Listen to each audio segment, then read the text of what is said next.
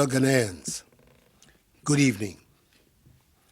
9 days ago, I came to your homes and requested you to make great sacrifices to save lives and to protect our motherland. I announced the imposition of strict restrictions to movement and asked the residents of the Greater Accra metropolitan area and Kasoa and the Greater Kumasi metropolitan area and its contiguous districts to stay at home for 2 weeks in order to give us the opportunity to stave off this pandemic. As a result, residents of these two areas had to make significant adjustments to our way of life, with the ultimate goal being to protect permanently our continued existence on this land. They heeded the call, and they have proven so far to each other and indeed to the entire world that being a Ghanaian means we look out for each other. Yes, there are a few who continue to find ways to be recalcitrant, but the greater majority have complied and have done so with calm and dignity. Tonight, I say thank you to each and every one of you, law-abiding citizens. Let me thank in particular all our frontline actors who continue to put their lives on the line to help ensure that we defeat the virus. To our health workers, I say a big aiko for the continued sacrifices you are making in caring for those infected with the virus and in caring for the sick in general. You are the heroes and heroines of our generation, and government will do all in its power to provide you with the relevant tools to do your work effectively. To the men and women of our security services who have been enforcing the directives by patrolling our streets day and night, conducting surveillance, snap checks, and mounting roadblocks, we're deeply in your debt. It is these security measures that have created the basic framework within which our medical personnel are able to pursue contact tracing, testing, and treatment of persons with the virus, whose implementation offers us the most secure means to defeat the virus. Reports I've received so far indicate that the police, military, and other members of our security services have discharged their mandate with considerable professionalism. Furthermore, working with the Ministry of Local Government and Rural Development, we see personnel of the Ghana Armed Forces involved in the cleanup of our drainage systems and of our markets. In the very few instances where members of our security agencies have employed the use of excessive force against the citizenry in enforcing the restrictions on movement, the Inspector General of Police and the Chief of Defense Staff of the Armed Forces have taken steps to investigate such incidents, and they have given me the assurance that those found culpable will be duly sanctioned. Thus far, the alleged wrongdoers have been withdrawn from the ongoing exercise. To enhance command and control, more senior officers have been deployed at the operational level, and each member of our security services participating in the exercise has been handed an aid memoir highlighting essentially the guidelines for the operation. However, I'm extremely perturbed by the actions of a few unpatriotic persons who are deliberately passing off and circulating old videos of alleged brutality by members of the security agencies, largely of foreign origin, and presenting them as though there were new incidents by Ghanaian security personnel which have occurred during the course of this past week. It is sad, it is unfortunate, and it must end. We should all be in this fight together, and there's nothing to be gained with widespread fabrication and distribution of such videos, whose sole aim is to create discontent and undermine the trust of the population in the men and women of our security services. Who gains from such conduct? Nobody in their right senses. The law enforcement agencies are determined to locate the originators of these antisocial acts. Fellow Ghanaians, as I've said before, all the government is doing is intended to achieve 5 key objectives: limit and stop the importation of the virus, contain its spread, provide adequate care for the sick, limit the impact of the virus on social and economic life, and inspire the expansion of our domestic capability and deepen our self-reliance. As of today, Sunday, 5th April, our current situation is such that we have recorded a total of 214 cases. The Greater Accra region has 189 cases, followed by the Ashanti region with 12, Northern region 10, Upper West region 1, Eastern region 1, and Upper East region 1. The 10 from the Northern region are the West African nationals who entered our country illegally after the closure of the borders.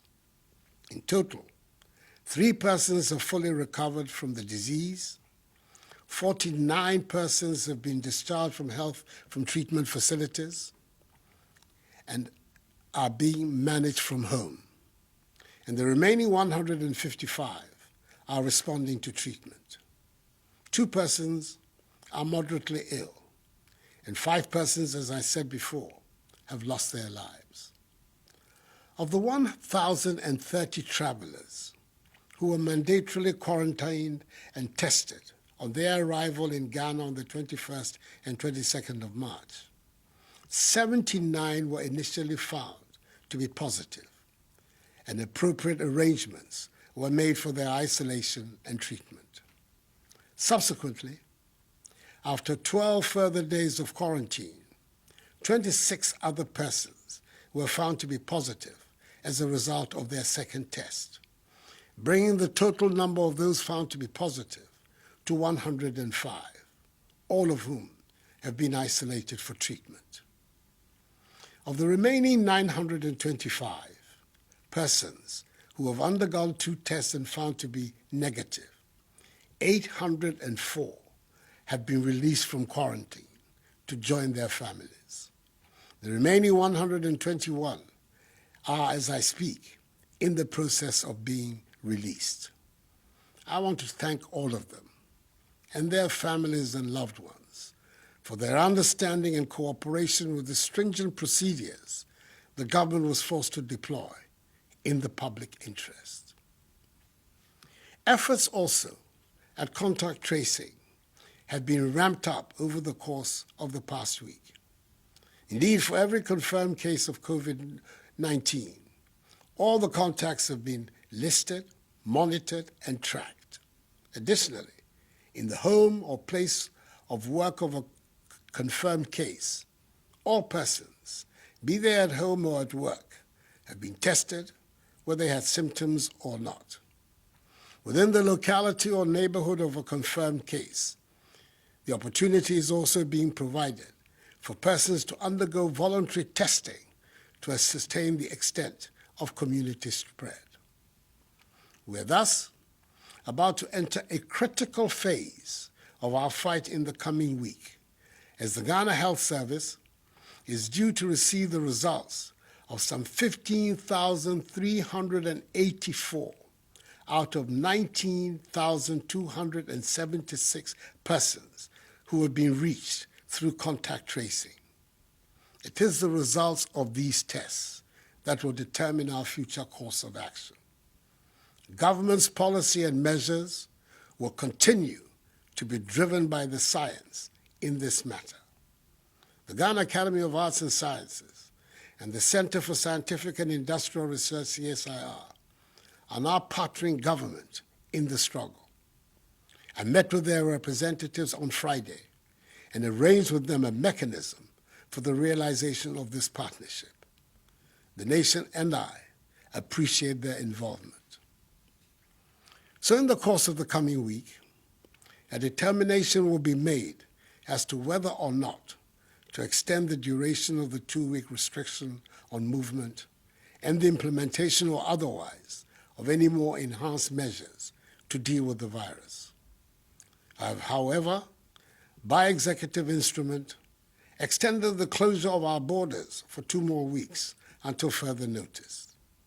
The data tells us that the overwhelming majority of confirmed cases came from travelers or from people who have come into contact with travelers.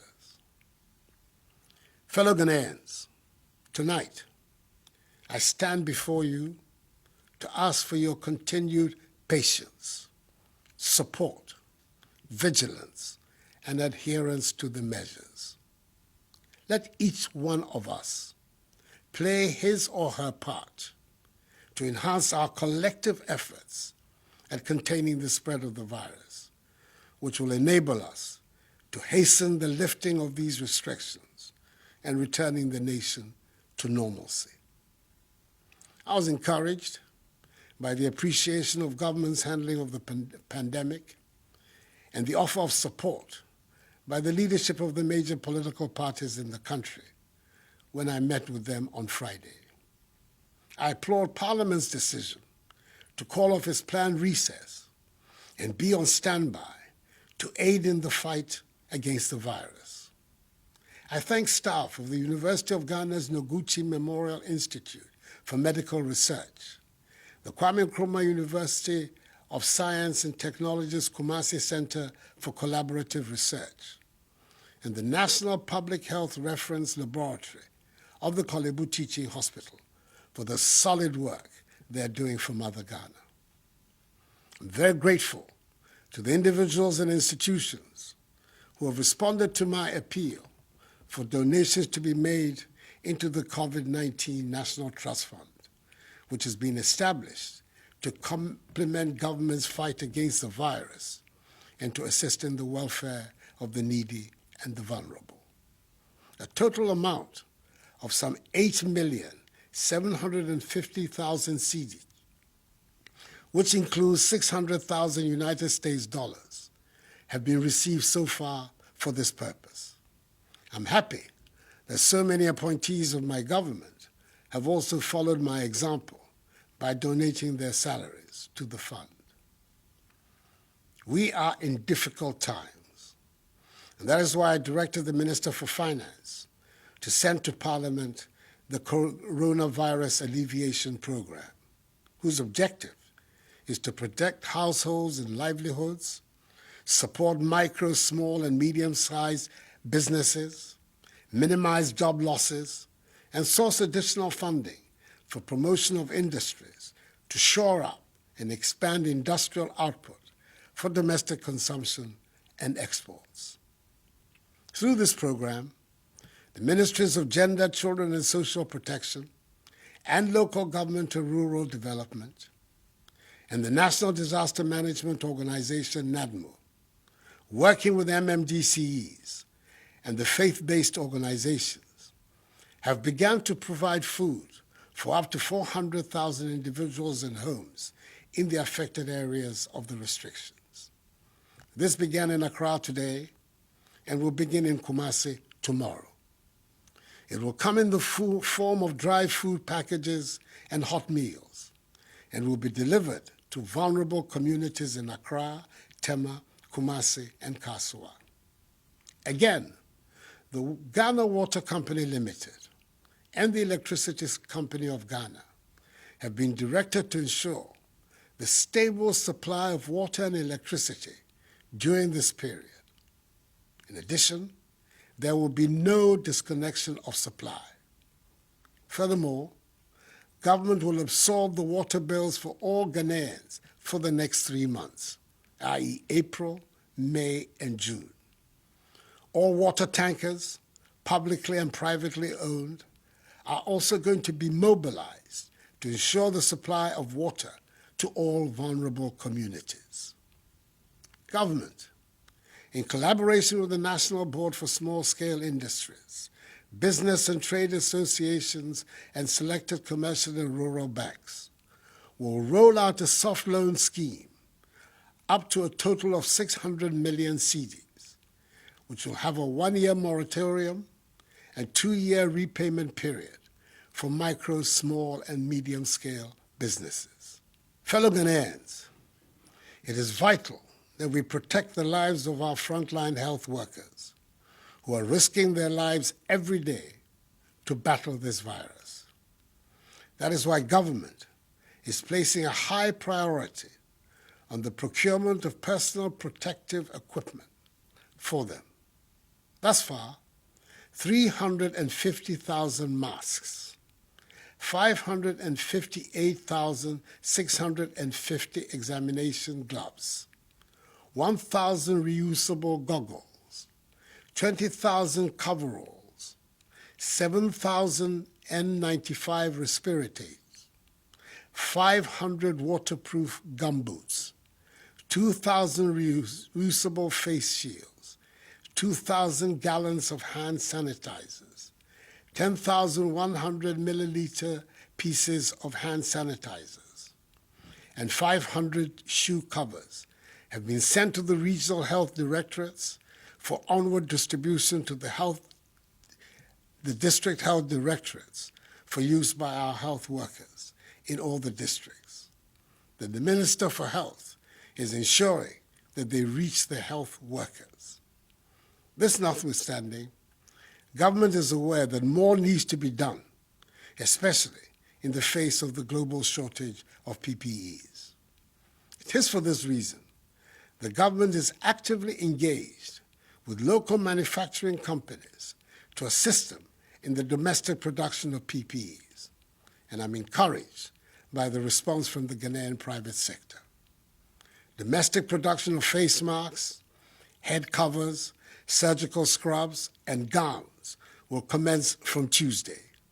For example, 3,600,000 face masks will be produced domestically with an output of 150,000 per day. I'm equally impressed with the invention of a solar-powered hand-washing sink by Judose from Kumasi, and the COVID-19 prevention electronic bucket made by Kelvin Owusu Dapa and Richard Boateng, both students of Obuasi Senior High and Technical School. Necessity indeed is the mother of invention, as the Ghanaian sense of enterprise and innovation is beginning to be felt. An insurance package with an insurance sum of 350,000 cedis for each health personnel and allied professional at the forefront of the fight has been put in place, with a daily allowance of 150 cedis being paid to contact tracers.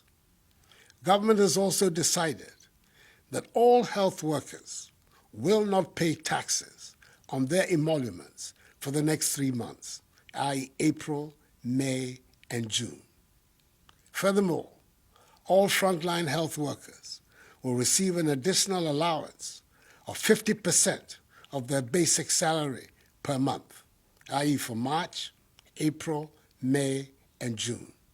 The March allowance will be paid alongside that of April.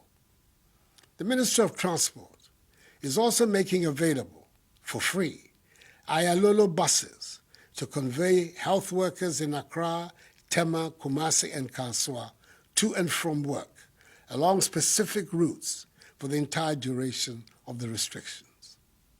I'm happy that operators of public transport, such as trotros and taxis, are largely adhering to the admonition to observe social distancing in their vehicles. Each one of them should do so.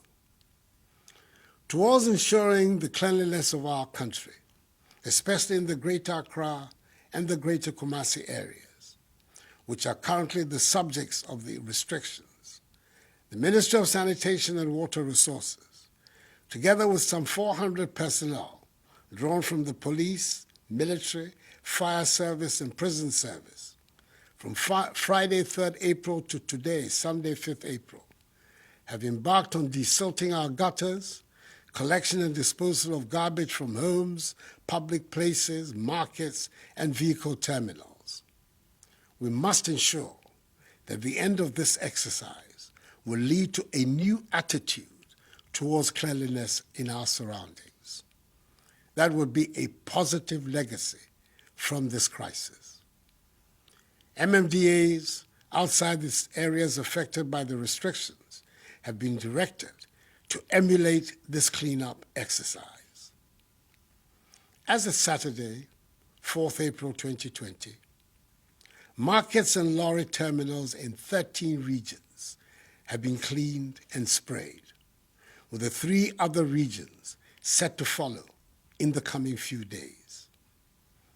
We've had to take the extra step of closing a few markets in Accra and Kumasi, where traders and market women had flouted the rules for social distancing. Some districts have also embraced the policy of alternate days for alternative products in a bid to decongest the markets and ensure social distancing. I'm fully aware of the disruptions to your lives occasioned by these measures.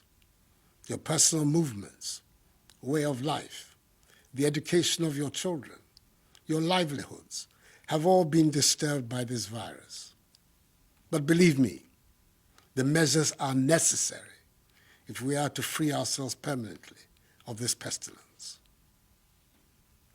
Fellow Ghanaians, I will continue passionately to appeal to you to observe prescribed social distancing and good personal hygiene to contain community spread.